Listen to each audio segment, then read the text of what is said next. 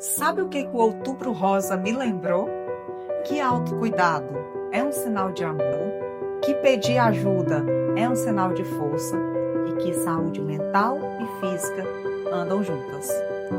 Que o Outubro Rosa acaba, mas que a gente precisa ter a consciência que o cuidado com a gente precisa continuar o ano todo. A gente não esqueça que nós precisamos cuidar da nossa mente com o mesmo carinho e atenção e dedicação que nós cuidamos do nosso corpo. Comenta aqui qual o maior aprendizado que você leva desse mês de outubro.